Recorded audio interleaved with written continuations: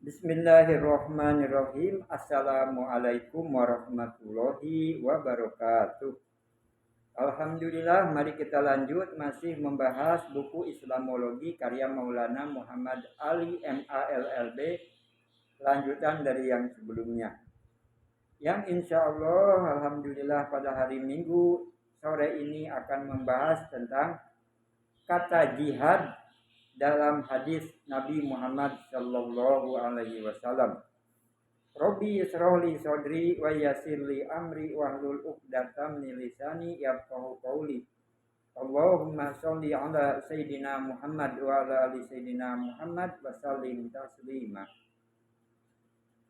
Di dalam kitab-kitab hadis pun kata jihad tidak khusus digunakan dalam arti perang. Misalnya dalam hadis berikut ini ibadah haji disebut jihad sebagai berikut. Rasulullah Muhammad Sallallahu Alaihi Wasallam bersabda, ibadah haji adalah jihad yang paling mulia. Hadis riwayat Imam Bukhari nomor 25 pasal 4. Di antara kitab hadis yang paling tegas mengenai masalah ini ialah kitab hadis Bukhari. Dalam bab 4 tentang iktisam bil kitabi was sunnah terdapat satu judul yang berbunyi sebagai berikut. Rasulullah Muhammad Sallallahu Alaihi Wasallam bersabda, sebagian umatku tak henti-hentinya menjadi pemenang karena mereka menjunjung tinggi kebenaran. Lalu ditambahkan kata-kata, dan ini adalah orang-orang terpelajar ahlul ilmi. Hadis riwayat Imam Bukhari nomor 97 pasal 10. Sabda Nabi Muhammad SAW yang sebenarnya seperti tersebut dalam hadis lain, ini ditambahkan dengan kata yuqatilun sebagaimana diuraikan dalam hadis Abu Daud nomor 15 pasal 4. Jadi menurut pendapat Imam Bukhari, sebagian umat Nabi Muhammad SAW yang menang bukanlah terdiri dari para prajurit, melainkan orang-orang terpelajar yang menyebarkan kebenaran dan sibuk dalam penyiaran Islam. Dalam kitab jihad, Imam Bukhari menulis berbagai judul mengenai ajakan untuk memeluk Islam. Misalnya dalam nomor 59 pasal 99 terdapat judul yang berbunyi, hendaklah orang Islam memberi petunjuk pada kaum ahli kitab pada jalan yang benar.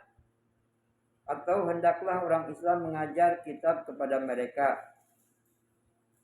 Dalam hadis nomor 56 pasal 100 terdapat judul yang berbunyi, berdoa agar kaum musyrik mendapat petunjuk supaya dapat meningkatkan persahabatan dengan mereka. Dalam hadis nomor 56 pasal 102 sebagai berikut.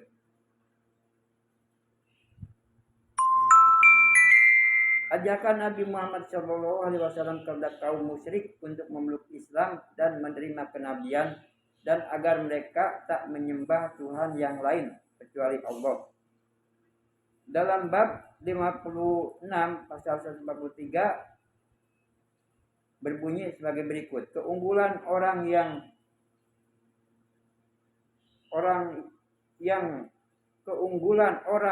orang lain masuk Islam di bawah tangannya, dan di dalam bab nomor 56 pasal 145 sebagai berikut. Keunggulan orang yang masuk Islam dari kalangan kaum ahli kitab dalam bab 56 pasal 178 berbunyi, bagaimana caranya mengajarkan Islam kepada anak-anak. Judul-judul tersebut menunjukkan bahwa sampai zaman Imam Bukhari kata jihad digunakan dalam arti luas, sebagaimana ini digunakan dalam Al-Quran, yakni dakwah Islam dipandang sebagai jihad.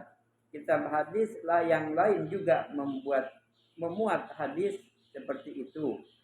Misalnya dalam bab jihad terus-menerus, Imam Abu Daud meriwayatkan satu hadis yang intinya sebagai berikut.